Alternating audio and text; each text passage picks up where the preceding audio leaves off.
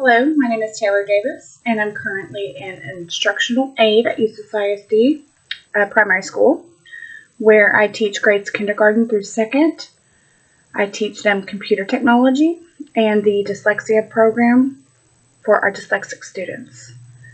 I have been an aide for 5 years, where I've worked in our life skills classroom.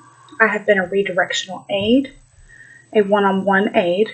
I have taught kindergarten RTI, and I have been an aide at the middle school level for content mastery at Lindale ISD.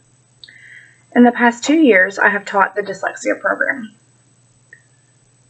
My personal interests include spending time with my husband and our 4 children, 3 girls and a boy, ages 15, 13, 10, and 8. They definitely keep us on our toes. My hobbies include taking walks and thrift shopping, crafting, and bowling with the family.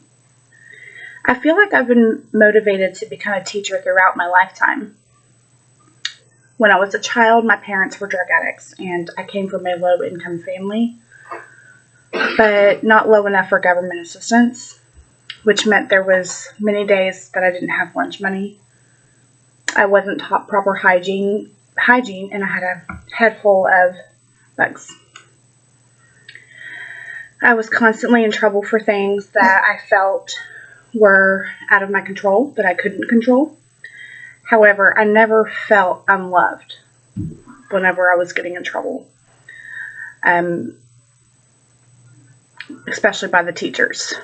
Even when I had to write the word respect 500 times, just over and over and over, my hand cramped, I still didn't feel unloved. I remember having busy work and having to lay in the back of the classroom grading papers. But to me, that was fun. I enjoyed it. And it helped me from not talking or goofing off or playing around. And the teacher was able to do her job. I'm now a mother to 4 children. 2 of those children have ADHD and 1 has a mood disorder. I also have about 17 nieces and nephews and have been known to take many at a time on adventures. I believe I have been blessed with the amount of patience. I believe that I have been blessed with a lot of patience, and I believe that's for my children and for me to be a teacher. Lastly, my 5 years of being an instructional aide and assisting teaching teachers at my school have been the biggest motivator for my desire to become a teacher. I want to be a teacher that makes a difference in children's hearts and minds. I was a children's church leader about 6 years ago, where I had the privilege of teaching, gathering, and assigning curriculum to other volunteers. I was able to witness children grow in love and in wisdom, and that was truly a gift. The organizational leadership classes that I have completed have shown me where I could have improved in my leadership role during that time whenever I was a children's church leader. If I could go back, my organizational communication with the team would be stronger and more efficient. I had a servant leadership style, but a transactional way of recruiting volunteers. I'm not proud of that. I would change that. In my career now, I view myself as an informal transformational leader, so I'm not technically a leader. However, I know that I can be with the way that I act and present myself and work with my team. I can communicate more effectively with my team as of right now through verbal and nonverbal communication, and that is something that the organizational communication courses have taught me. I have a better understanding of how important diversity is in a team and in a classroom, and I now recognize that I can bring my true and authentic self into the work field. In the organizational leadership course, Data-Driven Decision Making, I learned how to navigate and successfully use Excel. That is a big deal for me. I have always struggled with Excel, and now I feel more confident creating data charts and tables which I feel would benefit myself, my team, students, and their parents for whenever I become a teacher, and can have that to show anybody else that it may help or that they may need it. In the Leading Diverse and Inclusive Teams course, I learned the differences between equity, diversity, and inclusion, and how important they all are. I did not know that they needed each other to be able to work to make a difference. In the classroom, equality is treating all students as equals, giving them all the same opportunities and starting points. And diversity in the classroom is pertinent to students' experiences as to learn to respect differences. And inclusion in the classroom helps students learn how to be themselves and how to love who they are and each other. I would describe myself as a tenacious student with grit. I am determined to make a better life for myself and my children by pursuing my passion for teaching. Organizing time for my studies has proven to be quite difficult and straining.